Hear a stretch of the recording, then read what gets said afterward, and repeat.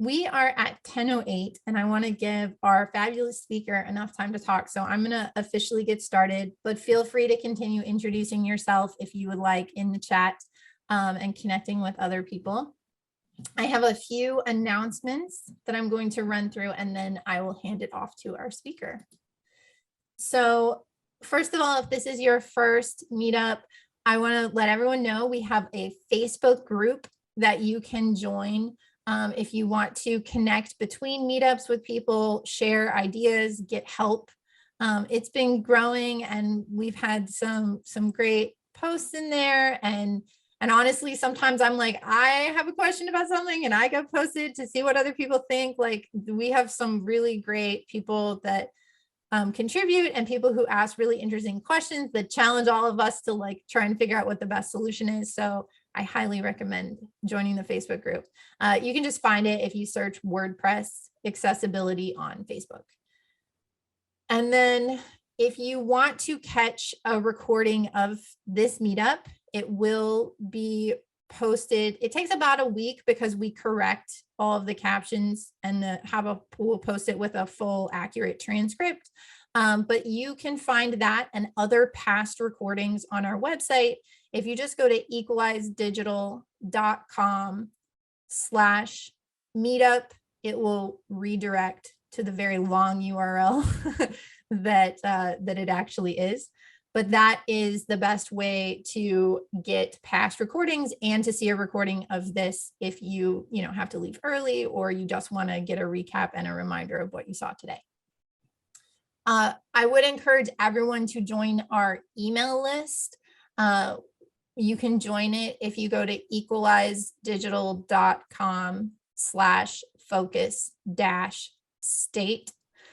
We send about 2 emails a month, sometimes less, depending on how busy we get with other things.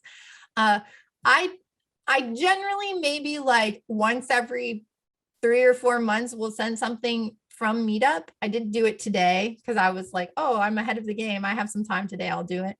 But I'd recommend doing the email list just because we can put headings and we can make those more accessible than we can do with the Meetup organizer emails. I'm a little bit more limited on that. And then I found out that it strips out like HTML from those emails if I try and write them the right way.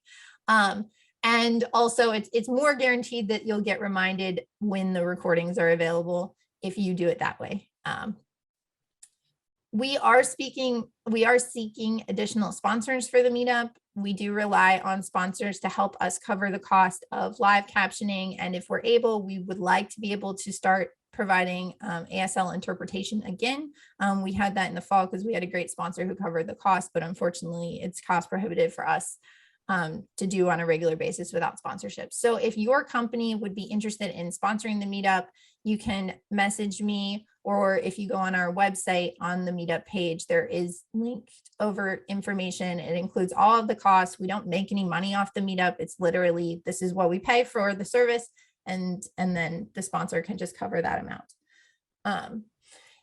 If you have any suggestions for how we can make this meetup better, or if you would be interested in speaking, we are looking for speakers starting in July, I believe.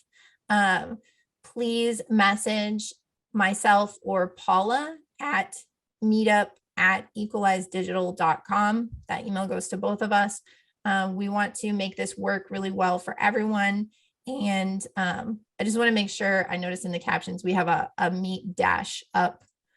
So I want to make sure we type that out as meetup, all one word, at equalizedigital.com, which is shown on the screen, but I just want to make sure that we have that right.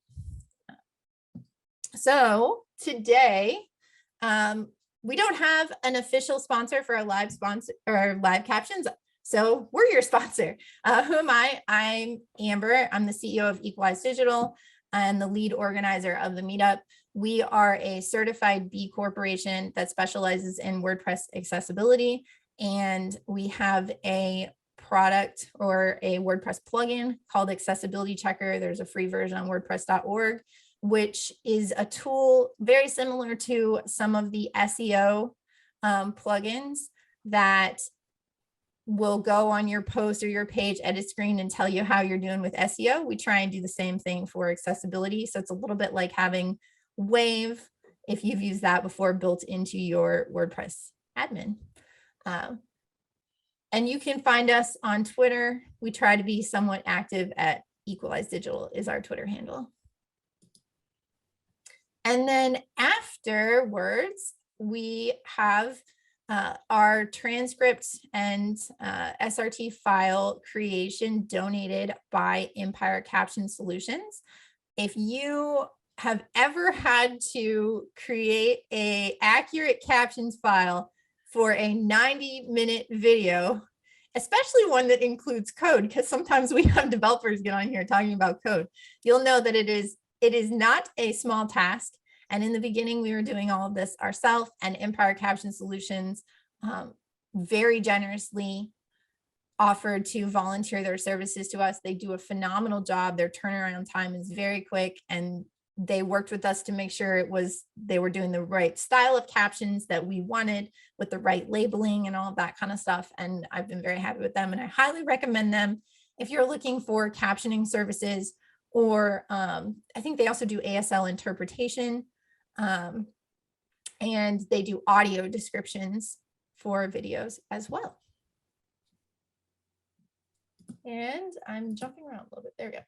We have 3 upcoming events that I want to shout out that are virtual on Zoom, which is how we normally meet. On Monday, May 16th. Oh, we might have a typo on one of these, but we do. Sorry. Always something. Okay, so on Monday, May 16th, it's our 3rd Monday. We have the government website redesign, and Daniel Schutzsmith, who works at Pinellas County in Florida, will be talking about the process that they went through with over 100 different content contributors in order to rebuild their website, and especially focusing on accessibility and training all of those content contributors to enter their content in an accessible manner. So he's going to be talking about that on Monday, the 16th. We also have, the date on this is incorrect, so the correct date for our Global Accessibility Awareness Day panel discussion is on Thursday, May 19th at 2 p.m. Central. And we're going to have a panel with 3 different speakers that have experience with accessibility. 2 of them are certified accessibility professionals, but also have disabilities. And then we have an individual who is blind and is on the autism spectrum who will also be speaking, and they'll be talking about sharing their experience navigating the web as individuals with disabilities and sharing things that they wish designers and developers knew, and content creators. So it should be a really great meetup for coming and being able to hear the voice of people who experience challenges on the web every day. And then on this next meetup slot, which is June 6th, we'll be doing a presentation from Carl Groves about how you can actually score websites for accessibility. And I personally am super excited about this because we have this debate all the time with our own plugin. And so I saw that he gave this talk at CSUN, and I said, Carl, I didn't get to go to CSUN. I want to hear your talk. Can you please come give it just for me? So that is coming up. The other thing, which isn't listed here, but if you're in the Austin area, I don't think I saw anybody in this, or if you're coming down for Access U, we're going to have, in combination with the Austin Accessibility and Inclusive Design Meetup, we're going to have our very first in-person meetup, super casual, at a brewery one evening after Access U. So if you are going to be in town, send me a message. You can find more information about that on our meetup page, and I would love to see you and meet you in person.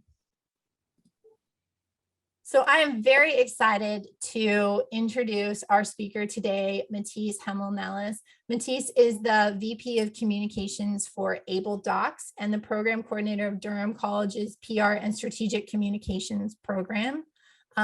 She's also the director of communications for IABC Toronto IDEA committee. And she is going to speak with us today about accessible social media, which is so important. And obviously it's not strictly WordPress or website, but it really does go together with building this inclusive web presence for organizations. So I'm very excited to have Matisse here. I'm going to stop sharing my screen and take over, or let her take over. I do have one last announcement on that front, which is she'll let us know when we're ready for Q&A.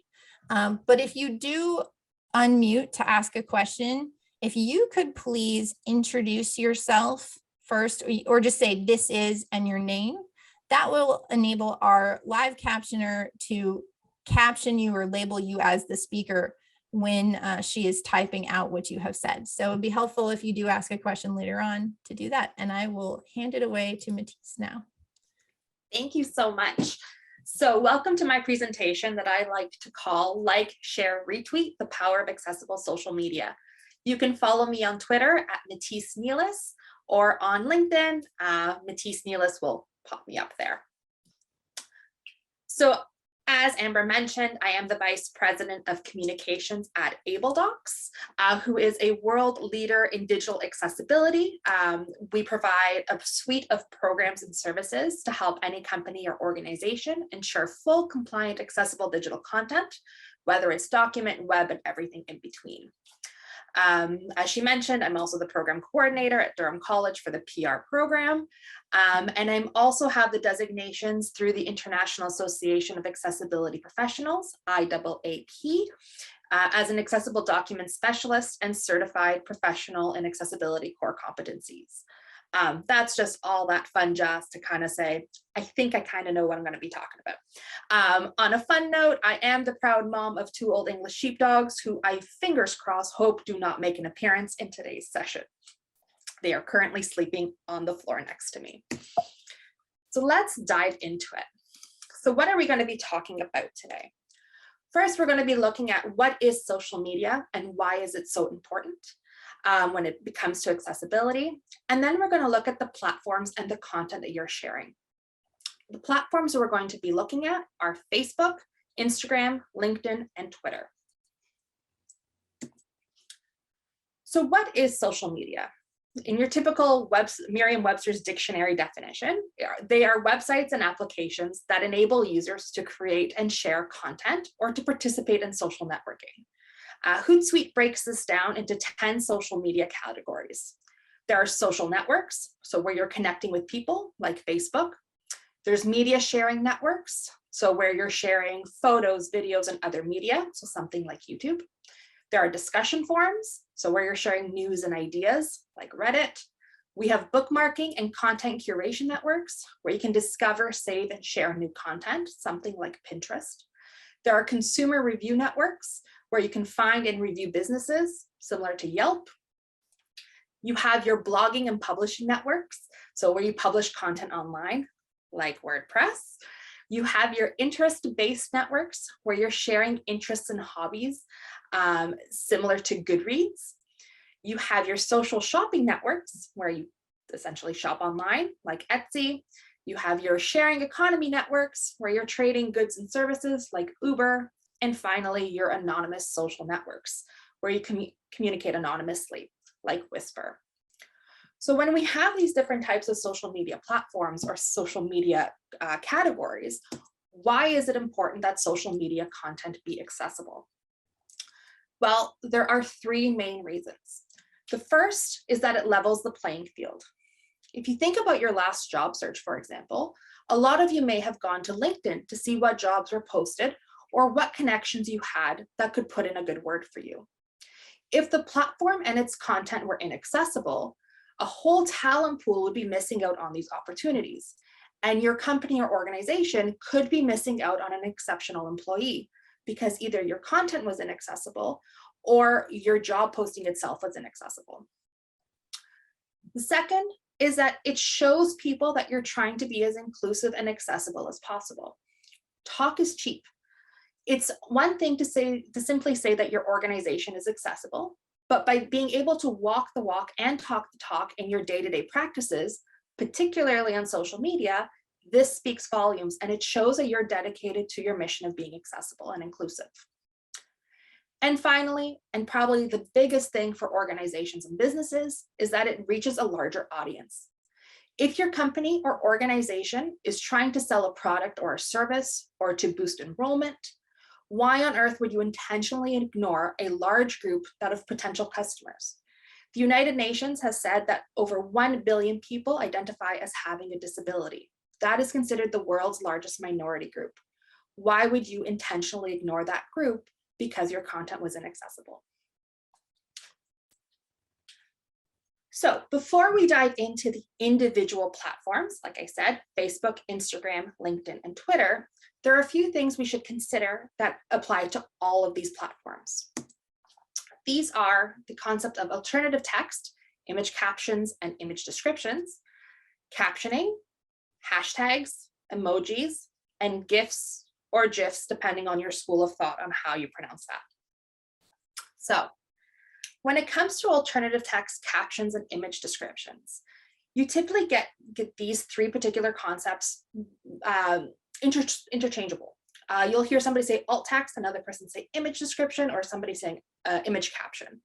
What is the difference at its core? So alternative text or alt text is a brief textual explanation of an image. It is used in coding of digital graphics online and in digital files. Alt text is not visible on websites unless the image does not appear, or if you hover over it, it'll appear. An image description is a detailed explanation of an image that provides textual access to the visual content. They can be used as alt text encoding to provide access to a more complete information. Image captions, on the other hand, are a brief explanation that provides further information about the image. These do not focus on visual components and can be supplemental to any image. Note that a caption and an image description are complementary to one another. A caption typically does not describe the image itself. Image descriptions should accompany all images in every format, whether it's print, digital files, presentations, websites, etc. They can also be used and delivered in an audio form as well. So in trying to understand the difference between alternative text and an image description, I have an image here on my slide where the alt text would read, Matisse smiles while standing in a field holding balloons. You get the essence of what the image is. The image description goes into more detail that says Matisse is smiling while standing in the middle of a field holding white, black, and pink balloons. She has pink hair and is wearing a black knee-length dress and brown boots. So alt text gives you that very brief understanding of what the image is about, while your image description is providing that extra context and extra information to provide a more fulsome visual of what is happening in the image. Any questions about that right now? It does look like Adrian asked, where is the image description supposed to go? So the image, that's a great question. So depending on the social media platform, the image description should go, first of all, in your actual post itself, where character limitations are not there. So for example, Twitter, you wouldn't have that necessarily there. But on Facebook or on Instagram, you should have the image description within, first of all, the post itself, as well as embedded in the image. So Instagram and Twitter provide, and Facebook provide quite a few characters, more so than LinkedIn, where it provides you 300 characters to add in alt text. But you have between 1,000 and 2,500 characters to provide that image description. So you can embed them into the actual photo itself. The reason you post them in both spots is because somebody with low vision doesn't necessarily use a screen reader. They might use magnification tools. So when that's the case, because they're not going to be listening to the image, they're going to be trying to see the image, they might have that magnified up to 16, and in some cases up to even 24 times magnification. So they're viewing the image on their screen. They might not be able to get the full context of what's happening, and they're going to want to read what that image description is. So what is this image? somebody who's using a screen reader can simply skip over the content that they don't want to hear. So if they've already heard the image description, they don't have to necessarily listen to the alt text in the image. So by providing that option, you're not catering solely to somebody using a screen reader, but you're also catering to somebody who's using magnification software. So both places. Did that answer your question? Thank you. Yes. Perfect. There is one more question. This is Amber Matisse. Yeah. May says, I'm confused. The screen reader would read both. Which that is sort of a good follow-up. Would that end up being duplicate then? So from my time in doing research at the Canadian National Institute for the Blind in regards to image descriptions and alternative text, my end user testing group, who were a combination of low vision and full sight loss individuals, those who use screen reading technology preferred having the option of both descriptions in both places, so both embedded and in the post itself, because it gave them at the end the option to listen to it twice or to skip over. So knowing that it applies, it provides accessibility to those with low vision to get access to the same information. It wasn't an issue of, oh, I'm hearing it duplicated. I can simply skip over the alt text reading. Great. One more follow-up question. Yeah. Deneb asked, in social media, when you put the image description into the text itself, how do you designate it? And then someone kind of followed up and, or no, I guess they said, for example, do you just say image description : and put it in? Yeah, so I've seen a variety of different ways of doing it and indicating what it is. So some people put a square bracket, the word image : others will say image description : others will say ID : really anything that you think would best describe it. There isn't one school of thought, if you will, on designating this as my alt text, my image description. But as long as you do indicate in some way that you have this image description in your caption, you're fine. I typically will do image :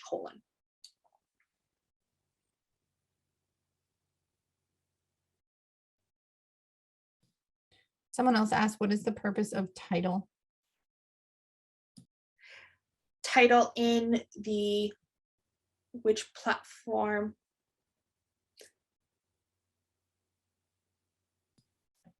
There is not, they didn't say, so I'm not sure if we're talking about, like in WordPress, we can see title of an image, or if we're talking about on social media specifically. And then I think just a quick follow-up on that, May had a comment which says in WCAG, it says if you have a descriptive image description next to the image, then you don't need to include alt text, is what WCAG says. Yes. I know that's what WCAG says. In terms of, like I said, from that end user testing group, they still preferred to have it in there as an option, because depending on what screen reader they were using, they might hear the alt text first of the image followed by the actual post versus the post first and then the actual image. So that's why having it in both places, it gets that information to them as quicker than not having it in both spots. So there is a bit of a difference between WCAG simply for web versus on social media. And I know there are some conversations happening to refine WCAG 3.0 to incorporate social media more so into those guidelines.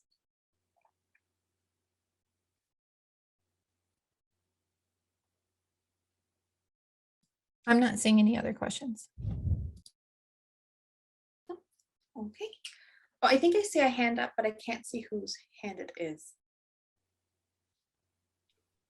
I have my hand up. Can I? Okay. I'm the one that asked about the title. Yes. When I did a wave check, it said I should have an area or a title. So the title is when you hover over a link and it tells you what it is, like it said, go to the home page or something like that. So I never saw that in social media. It So- does, it's not a thing, it's Matisse, sorry. It's not a thing in social media where it asks for a title.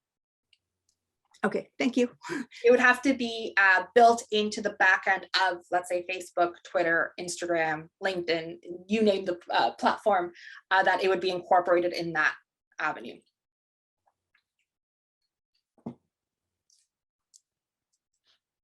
All right, so then I guess there are no other questions. We can move on to the next item. So captioning, like we have here in our presentation, we have closed captioning available. All videos that are going on your social media platforms should incorporate some form of captioning. This is essentially creating audio content turned into a text so that somebody who is deaf or hard of hearing is able to follow along. And really anybody who can't necessarily listen to what's going on because there might be barking dogs or other things happening in the background, so they can follow along with what's happening in the video itself. There are two types of captioning, open and closed. The first, which is open captioning, is when you embed your captions directly into your video that you're posting. The end user or the viewer will be unable to turn them off as they are embedded and are automatically always playing. The second is closed captioning. This is a separate file, typically an SRT file, but also can be a VTT file. And that is added to your video through the social media platform when available as a secondary file. And this provides users with the option of turning captions on or off. There is a time and a place for both. And when we go into each platform, I will call out specifically which version you can use. If you're uploading videos to YouTube, just do note, it is always ideal to upload a separate SRT file or edit the automatic captions that are provided within YouTube. The reason being is that YouTube provides end users with a multitude of opportunities to customize their viewing experience of the captions. They can change the font, the size, the color, and the location of where the captions appear in the actual video.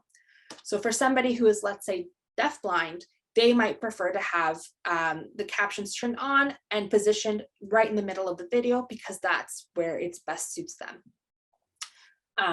If you don't have an SRT file or have edited the auto captions and instead have just uploaded an open caption video file, you are taking away that customization for the end user on YouTube. So just something to consider when you are creating videos for YouTube.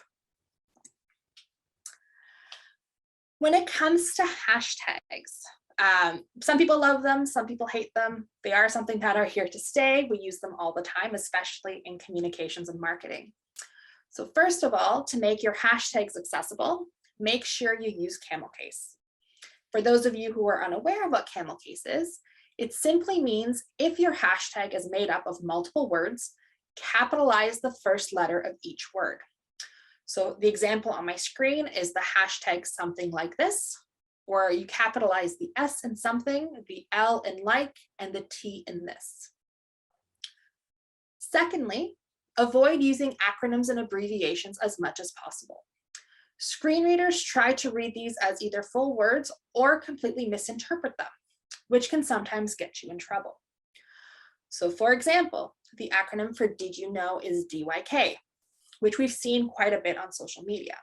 However, depending on the screen reader user, if they're using JAWS and BDA or VoiceOver, it could be read as Dick or Dyke versus Did You Know or DYK. So to avoid that, simply write Did You Know. For in case you missed it, so ICYMI, it reads typically as Isimi, which gives no context as to what is being said or what is being meant. When it comes to abbreviations, depending on what language mode the user has set on their screen reader, something like capital GOV period might be read as government in British English or as governor if the language is set to American English. So again, to avoid these types of misunderstandings, write out the full word as intended. And finally, limit the amount of hashtags you use. A hashtag can be great to promote a an item or a thought or to add on to a conversation. But it can also be very hard to navigate when your post, especially on Twitter, for example, is littered with hashtags throughout, because it'll always read link, then the hashtag. So to avoid that, if you do need to use quite a few hashtags, limit them as much as possible, but if not, put them at the very end of your post where possible. When it comes to emojis, from a business perspective, you typically don't see too much of these. However, if you do use emojis, remember that while they are accessible, as they do have alt text provided, they can be time consuming and annoying for somebody who is using any text-to-speech software. So for those of you who haven't heard what an emoji sounds like, here is a tweet that uses simply just emojis. More button. Alert dialog. Lindsay Kopach at Little Coke 0903. Link. More emoji. Smiling face with heart-shaped eyes emoji. Smiling face with 3 hearts emoji. Face throwing a kiss emoji. Hugging face emoji. Kiss emoji. Heavy red heart emoji. Orange heart emoji. Yellow heart emoji. Heart with arrow emoji. Sparkling heart. 6:58 a.m. the 25th of February 2019. Retweeted and favorited by 1 like. Tweet actions group main. So yes, as you can see, they are technically accessible as they have alt text. They can be very, very time consuming. When Wordle first took off, you may have seen quite a few organizations and businesses use the Wordle layout in emojis with the gray square to get their point across. So to kind of jump on that bandwagon. Well, the issue was they were using emojis that were being read into, as row 5 gray emoji, 5 gray boxes, row 5 gray boxes, row 5 gray boxes. And in some cases, depending on how the end user actually set it up, it would say gray box, gray box, gray box, gray box, gray box, gray box, gray box, gray box. It gets annoying and tedious. If you wanted to jump on that bandwagon, the best thing would have been to design what looked like the Wordle with the emojis, but made it an actual image and added alt text or an image description to it to explain what you were trying to do. Again, saves time and energy for that end user. I did see some folks, facepalm on that one. So when it comes to emojis, yes, they're accessible. If you do need to use them, try to keep them to the end of your post where possible to avoid any confusion, and also to allow for the user to actually get the main purpose of your message across first before listening to the alt text. Finally, in this section, GIFs or GIFs, depending on how you pronounce them. Are they accessible? Kind of. So when it comes to social media, GIFs typically don't have an audio descriptive component to it, and they aren't usually captioned. Some are, but most of them are not. When it comes to social media, some platforms will allow you to add alt text to them, which is great. So something like Twitter. So you can add that image description explaining what the GIF is all about. But for other platforms where you don't have that opportunity, make sure you describe what the GIF is that you are using in your actual post. Again, that way providing that extra context and extra information to the end user so they can also be in on the joke or the laugh that you're trying to share with the GIF. At the end of the day, it's all about pre-planning when it comes to using something like a GIF. Any questions at this point about captioning or GIFs or emojis? I'm going to pop myself up here because I think it's easier for the captioner to label me. There were 2 that I wrote down. So the first one, someone asked, so you're saying don't hashtag the acronyms or don't use acronyms at all. They wanted clarification on that. Ideally, you don't use acronyms at all, especially if they're in a hashtag. So if you're going to use an acronym, so for example, if I'm putting out a tweet,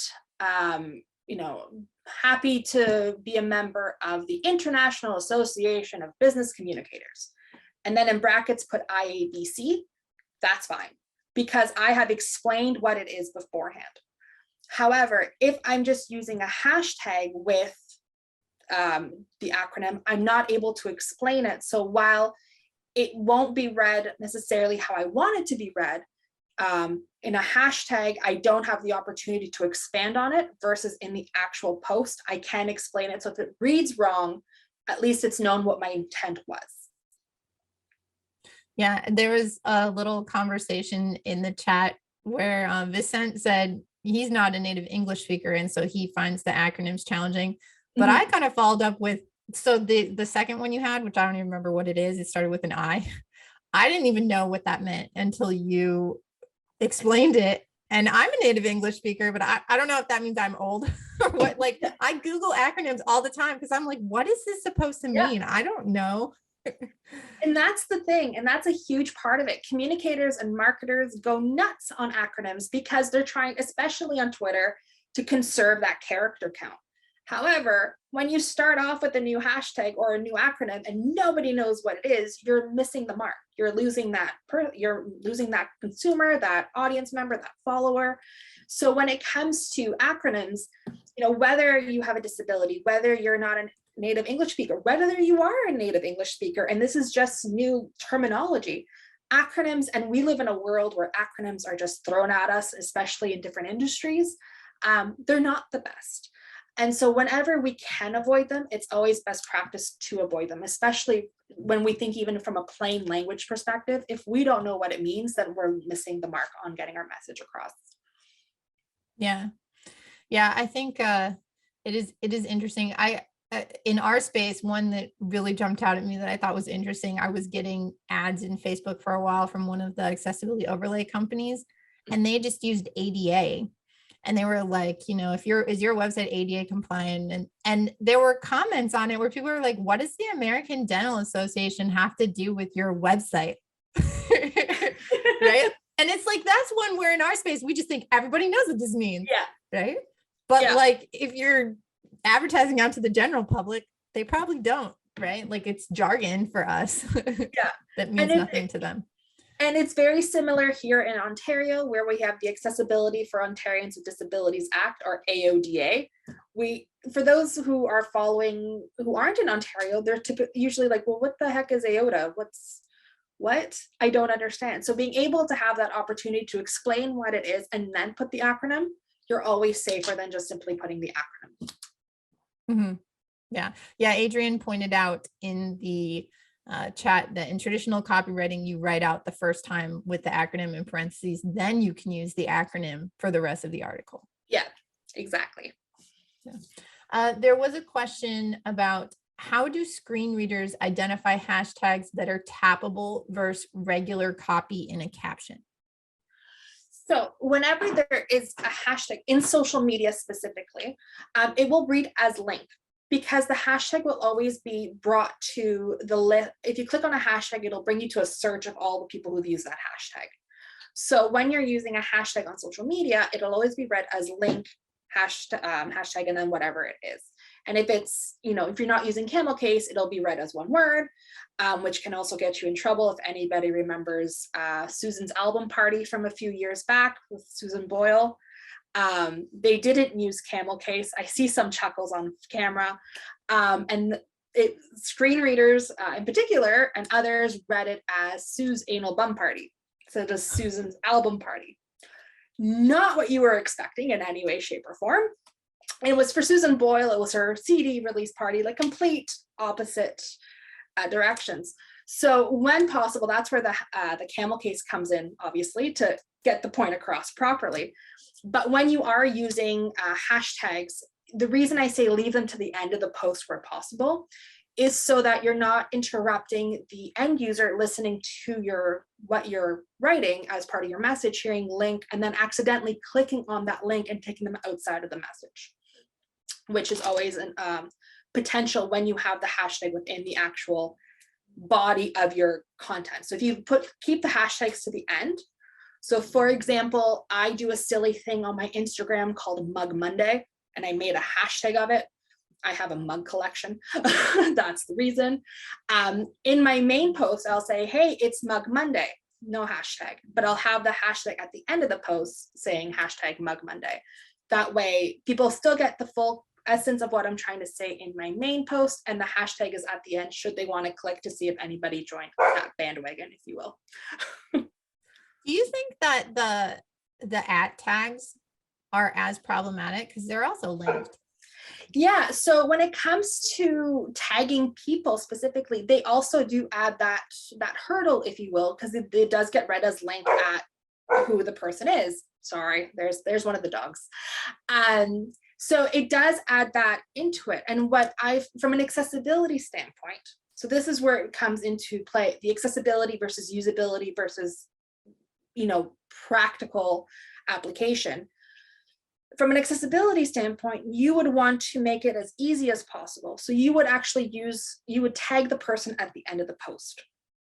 So you might say, hey, Amber, this was a great session. Thank you so much. And then at Amber, that would be the post. But realistically, in how we actually communicate on something like Twitter, what tends to happen is that we will actually instead say, hey, at Amber, blah, blah, blah, blah, blah, blah, blah. So it really is a matter of being conscientious about what we're doing and how we're posting. And sometimes it just becomes easier to say, I'm gonna let this one go and have the handle be in the middle of the post. If you're tagging lots of people in your post, keep them to the end. Because you don't need somebody hearing link so-and-so, link so-and-so, link so-and-so, link so-and-so, link so-and-so, especially if you're going on a rant about something. Keep those people for the end of the actual post. That way you can get the information across properly. Great. So moving on, there was a question about GIFs, that's how I say it, or animations. So it says any type of animation needs to be stoppable for accessibility, correct? How does one post a GIF in a way where the animation can be stopped? So on social media, unfortunately, that you don't have access to do that. So it'll just automatically play. I'm not an expert on the web side of things and WordPress, so I can't speak to that front. However, I can speak to, if you think of Twitter and Facebook and Instagram, when you're scrolling through, it'll automatically play.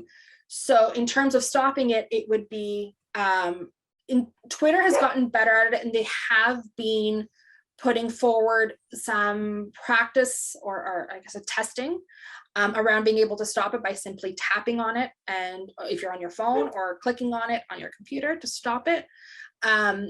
It's worked for some people, it hasn't worked for others. So I know they've been fixing that bug, so says the Twitter sphere on that. However, overall, when it comes to GIFs, it'll run its course and then it'll stop. So it's not the most conducive from an accessibility standpoint at this time. So it's interesting. I'd have to go back and look because I don't know if I set this at one point in time, but my GIFs don't autoplay on Twitter at all. So it shows as an image with the play button, but I might have gone in because I know there's also like a setting that you can do in Facebook where you can say don't autoplay videos because of like bandwidth. Yeah. And so it may be that I've turned that setting on personally for myself on all my social media platforms, like in the app.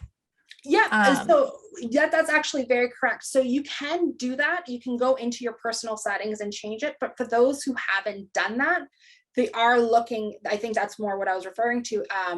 If you didn't know that you can go into your settings to change that sort of stuff from an accessibility standpoint, and you're just like, okay, I really don't want to see all these GIFs automatically play.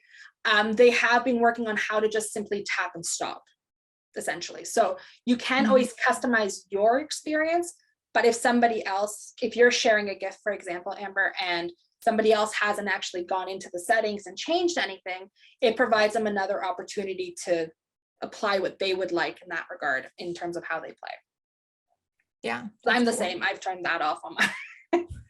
It is funny though, because you mentioned that and I was like, well, I don't think they autoplay, but then I was like, maybe that I did a setting. Like sometimes you forget that the way you experience social media is not the way everyone else does, because there's all these different settings. I mean, even beyond abilities, right? Like there's all these different settings and all the different tools that people use and different phones and different desktop computers. Yeah. So. Excellent point. Someone asked, how would you check for the alt tag on a post? They said a client uses poster my wall all the time for her post, and I'm not familiar with that application, but I'm not familiar with that third-party app either. However, you should be able to hover over the image depending on the platform to see the alt text. On Twitter, they now have the alt button, or the alt square, I should say, on the actual image. So if you're going through Twitter, if they've actually added alt text, you'll see ALT in all caps in a white box with black letters. You can tap on that and it'll show you what the alt text is.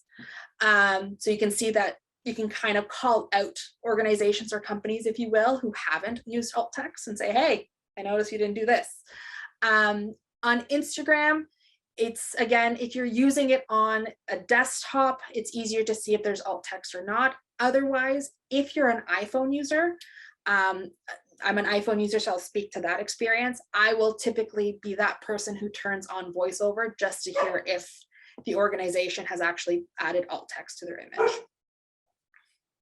And if you forget to add alt text, you can always go back into the images, with the exception of Twitter, to actually edit the alt text and put it in. awesome. I think that was the last of my questions Okay, for now. So I'll For hide now. myself and let you keep going. perfect. So let's dive into Facebook.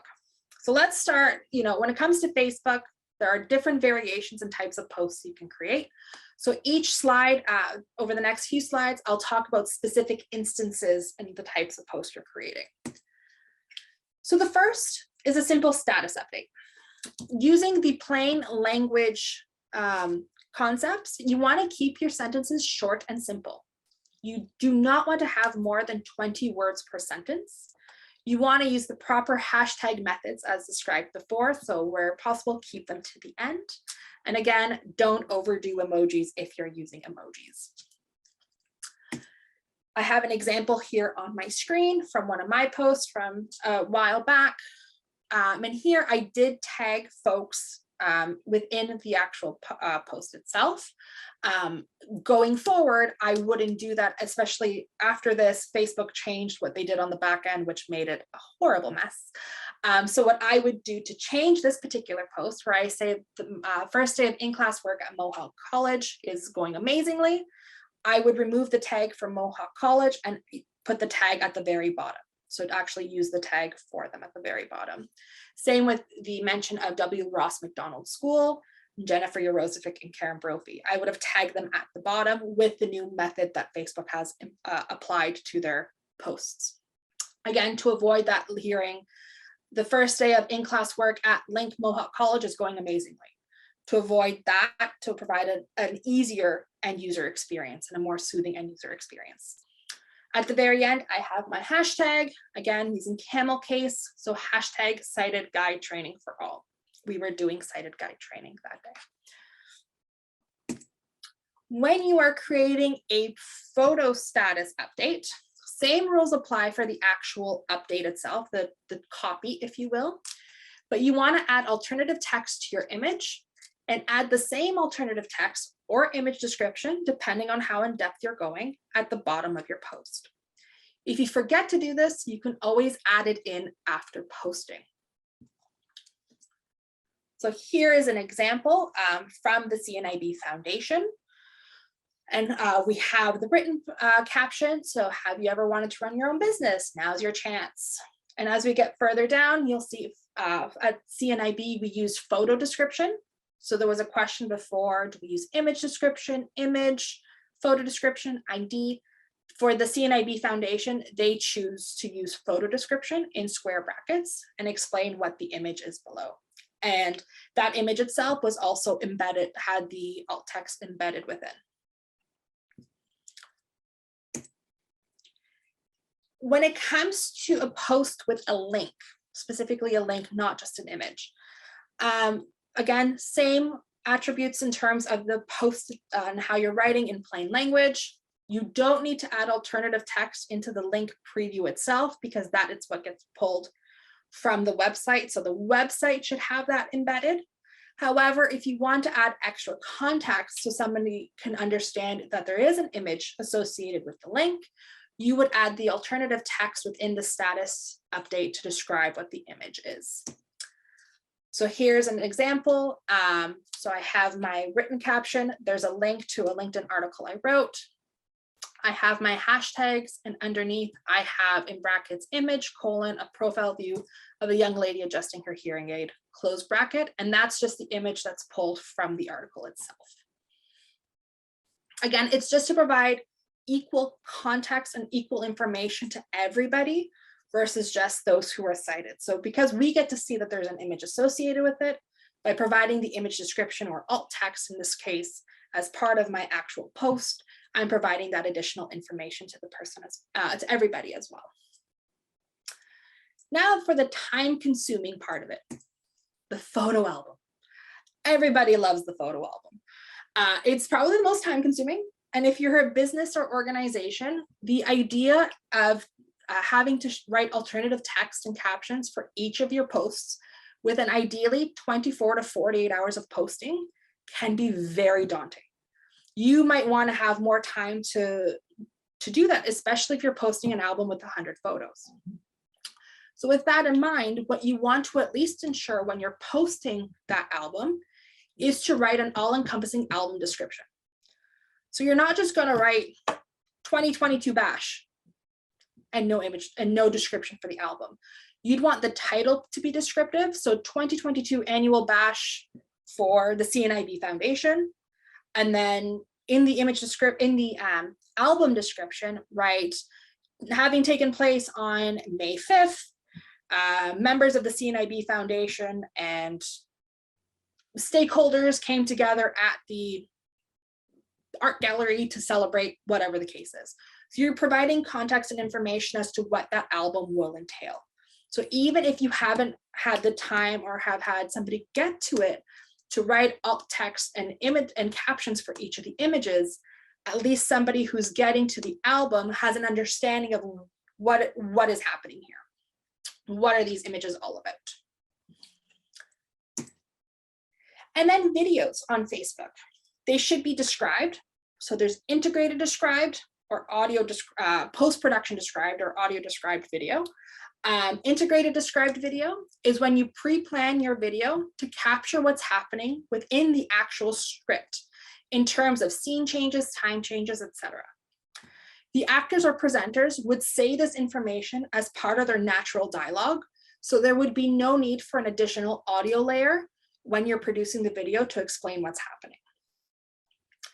With simple audio described or post-production described video, this is all done again in post-production. So that means that you've shot your video the way you wanted, but then had to go back and get a secondary audio file or audio level layer that describes what's happening. So viewers with sight loss can know about scene changes, time changes, characters coming in and out, etc. So here in Canada, we've been trying to push more of the integrated described audio video format versus the post-production described because it allows for a more seamless viewing experience for everyone versus the post-production described. And also when it comes to post-production, when you're trying to fit in information in between people talking, it can become a bit cumbersome and a bit overwhelming when you realize you don't have enough time to describe things that are happening within the 3-second slot between people talking.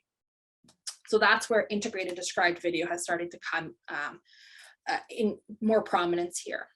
And then of course, your videos should be captioned either open or closed captions. So Facebook is one of those great platforms, something rare that you'll hear me say, where you're able to upload an SRT file to allow for closed captioning. Or if you don't have an SRT file, you're able to upload the open caption video file so that the end user still gets captions at the end. But remember, they won't have the option to turn them off with an open caption file.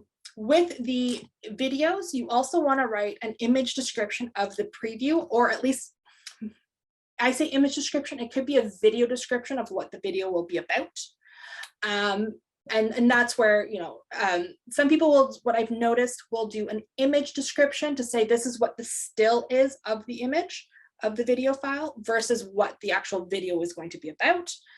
It's personal preference on that front. There isn't a hard and fast rule that says this is the only way you can do it. I would recommend, and how I do it, is write a video description. This video contains or talks about blah, blah, blah, blah, blah, blah, blah. Because I feel that provides more context than just a still of what's in the video.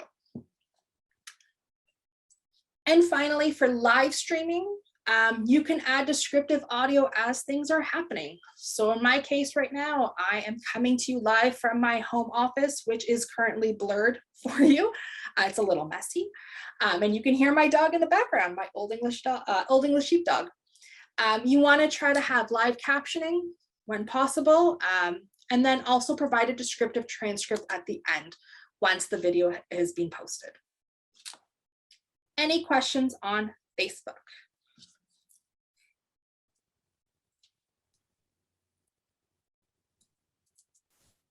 There was one question that came in. It says, we have staff posting to our Facebook page. Some posts have images that have text overlaid on them. When I can, I edit those posts to make sure the text from the image is included in the post. If I add a photo description at the end, after the text has already been added to the post, can I just describe the image, or do I need to repeat the text that's also on the image? Or should I put the text from the image into the photo description and not include it in the post? That's a great question. Excellent question. So depending on the platform, so so in this case, Facebook specifically, if you are already incorporating the text that's in the image in your post, in your image description, you can say text from post above with illustration of two dogs, or what other content is in the actual image. If you choose to simply say, you could also incorporate the image description in your post throughout. So you can simply say, just like our image shows, or just, just as the graphic says, and then you incorporate the text, that way. So you don't have to necessarily repeat the text if you've already captured it in your main post, but you do want to acknowledge that in the image, you do want to acknowledge in the image description that the text has already been mentioned above. Does that make sense? Because you don't want the image description alone to just state the graphical stuff that might be in it, or the pictures, or whatever else is in that. You want to also acknowledge that the image that you've chosen also incorporates the text that you've already spoken about. So you don't need to essentially have it 3 times. Makes sense. That was the only question. Thank you. Perfect. All right. So Instagram. So when it comes to Instagram posts, the first thing you want to do, obviously, is add alternative text. Instagram is has joined the accessibility revolution, as I like to call it, back in 2018. But a lot of the users that were using it still didn't have the alt text feature at the time. And now that's actually come full circle and everybody has it. However, it's a bit of a hidden feature, especially if you're using your phone. So if you forget to add alt text to an image when you're making a post, you can add it in after posting thanks to the edit feature. So you just simply click edit on your Instagram post, and then you'll see a little circle that says alt. So edit alt. If you click on that, you're able to edit your alt text. If, however, you remember before you post, hey, I need to add alt text, what you do is you write your caption, you put in obviously your image description at the end, and then you're going to go to the bottom of your options, and there's the advanced settings. In advanced settings, then you'll tap on that, and then you'll get to alt text, and that's where you can add your image description or alternative text. It's a pain in the butt how they've hidden this feature, and hopefully as time goes on, it'll be easier.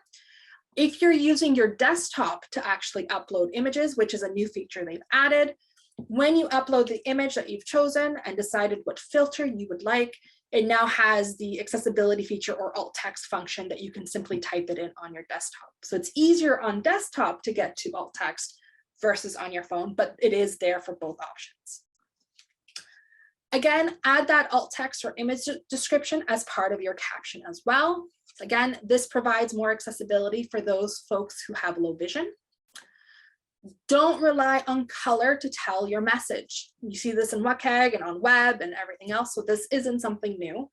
But this rule applies to literally every platform, not just Instagram. I use it here because Instagram is such a visual tool. But when you're trying to show statistical information and charts and graphs, try to use it in different ways so that folks who have sight loss, low vision, who are colorblind, or have other disabilities can also understand what's going on in that image itself, and it's not just relying on color. Make sure your videos are described. Again, we've gone over the two types. Upload videos that have open captioning. Unfortunately, at this time, Instagram still does not allow an SRT file to be uploaded. There are various apps that you can record a video and add in captions. So Clip-O-Matic is one of them that I can think of. Big View is another. Some come with a larger fee than others, some are free, but you're able to add captions relatively easily that way. And then you would upload your video. And finally, leave your hashtags again to the end of the post. So here I have an example of Instagram where I said, love my hashtag accessible media production cohort, who's ready for our next field trip?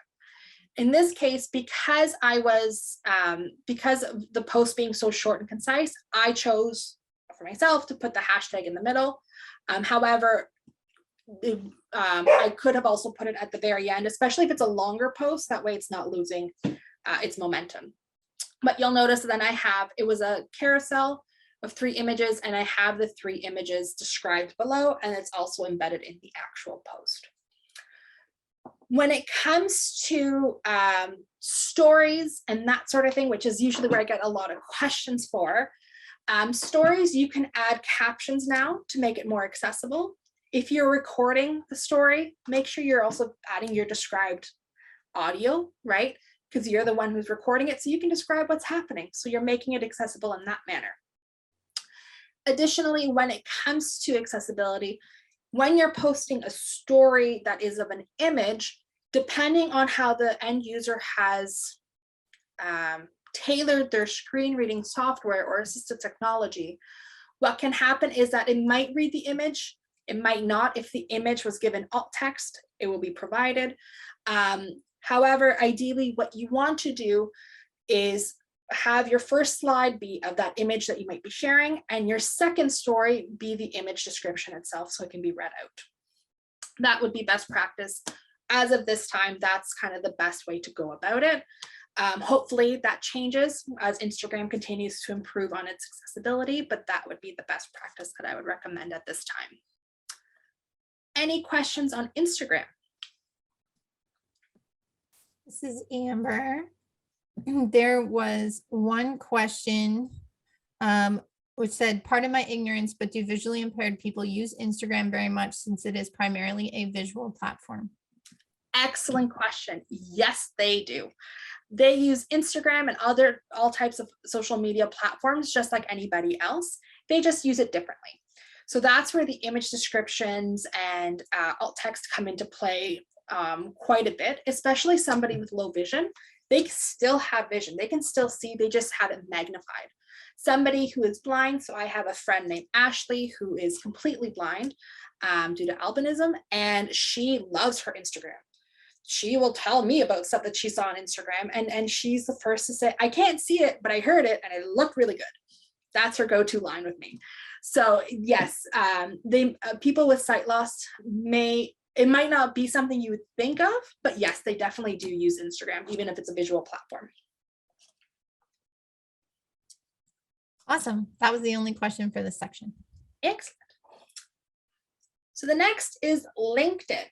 So LinkedIn is obviously a more professional platform in nature. So this is a great way to showcase your dedication to creating accessible content. Similar to Facebook, you want to keep your sentences short and sweet, so under that 20 words per sentence, and try to be as descriptive as possible. Add alternative text to your images, as well as alt text in the post itself. Now, do note that for LinkedIn, you only have 300 characters to describe an image, which is better than the 120 they had up until recently. But still, it's only 300 characters. So what I would recommend is in your alt text, do that brief description that gets embedded, but in the image description in the actual post, be more elaborate and explain it a bit more. You have more ability to do so in that way, to provide that full context. If you're sharing a web link, again, provide a description of that preview. And if you have any videos, they should be obviously described. And here I'm going to say open caption, and there's a reason.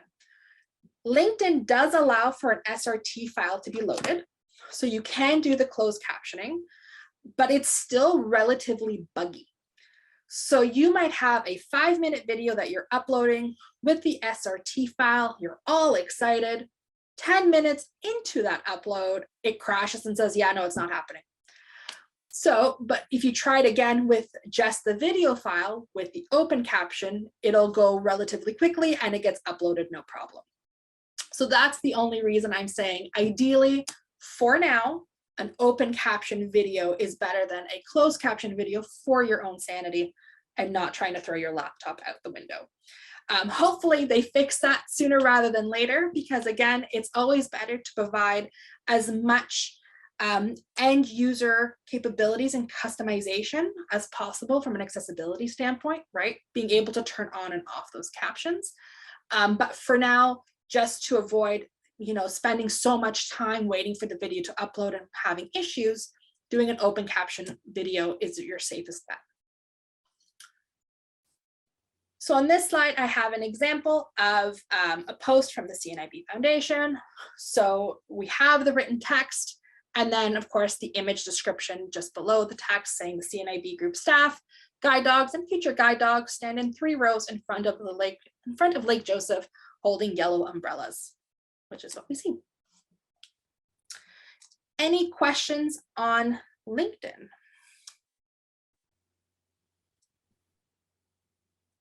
There were no questions on LinkedIn, but there was a question about stock photos.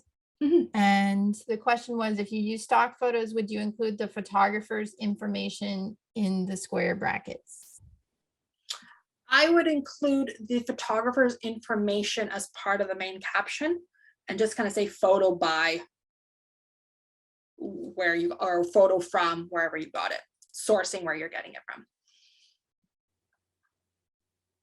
Because adding, just for clarification, adding who the photographer is doesn't add any context or information about the image itself.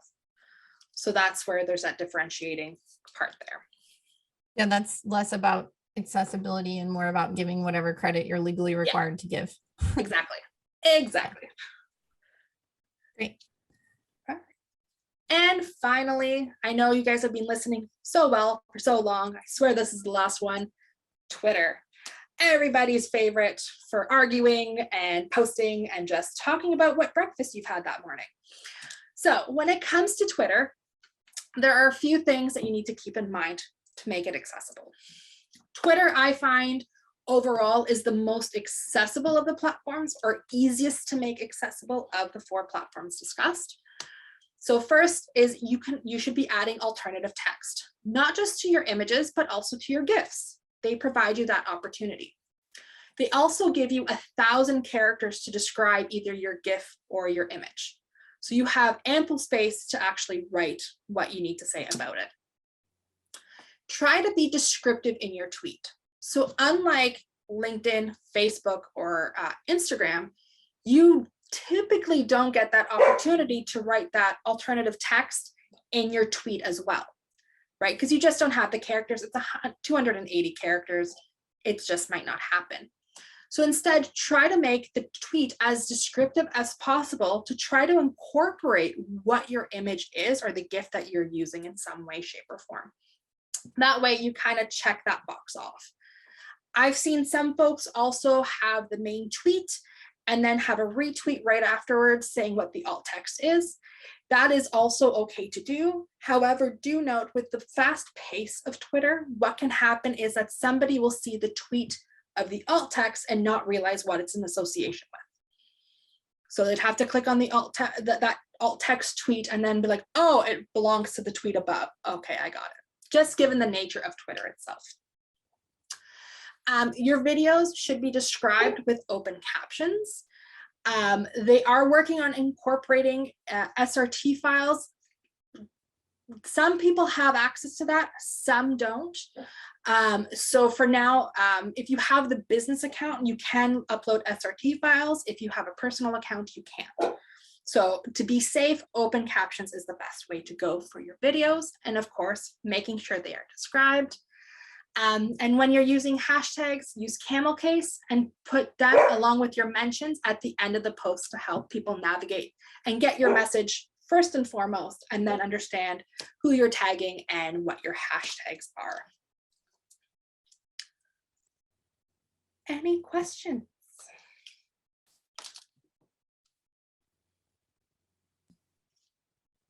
Let's see. So Deborah has a comment. Be aware that LinkedIn strips out alt text for featured images on third-party posts you share on LinkedIn. For example, when you share your recent WordPress post link on LinkedIn, your image alt text will be deleted and replaced with null text. She says it's a known bug for over 2 years and that she's reported as well as other folks. Yes. And I wonder if that's, I don't know if you have thoughts on that, but I'm kind of wondering if that's a bug or if that's an intentional decision on their part because they think that the image is decorative and that the actual purpose is the link and the name, like the title of the link, right? I've always looked at that, to be honest with you, as an intentional, like, as you said, it's intentional because they don't want people to go outside of the platform. They want them to be using the article feature. So if you're creating let's say a blog post somewhere else and you're sharing the link on your LinkedIn, they would rather you create that blog post in their article feature on LinkedIn directly, where you can add images and that sort of thing. So it all stays housed on the platform itself versus having people go away from the actual platform. That's just my 2 cents and my conspiracy theory. But yes, it does strip away that information, and that's where adding in that image description for the link in your actual post comes into play as well. Deborah added some extra context, says I've spoken with LinkedIn's design team and they say it's intentional because they don't want to assume what the alt text should be. And she says, my argument has been that I've taken the steps to add the alt text myself and LinkedIn shouldn't delete it. Yeah, I agree. Yeah. So I don't know if we have those are the last questions. So if anyone has any questions, feel free to throw them into the chat. I think this has been a great presentation. This is the first time we've really talked about social media at this meetup, so I really appreciate it. Matisse, how can people get a hold of you if they have questions afterwards? For sure. Let me just go back to my first slide, which has my Twitter and LinkedIn. You can reach me there. My email is a mess of a long email, so you're best to either reach out to me on Twitter or LinkedIn, and I'll get back to you ASAP. Awesome. Are these slides? Oh, sorry, go ahead. No, I was just saying, or as soon as possible, because I used an acronym. Are these slides available anywhere? Yes, I can share them with you if you'd like to share them with the group. Yeah, that'd be great. I think people might appreciate being able to look back at them. So for sure, not a problem. Yeah. Thank you very much. Well, it doesn't look like we have any more questions. So thank you, everyone. Quick reminder, if you're in town for Access U next week, reach out to me or check the meetup. We're going to have an in-person meetup after it's on Tuesday of Access U. And then our next event will be on Monday, the 16th in the evening, 7 p.m. US Central Time. And it will be on making content accessible on a very large government website with over 100 different content creators. So thanks so much, everyone. Have a great day. Thank you, everyone.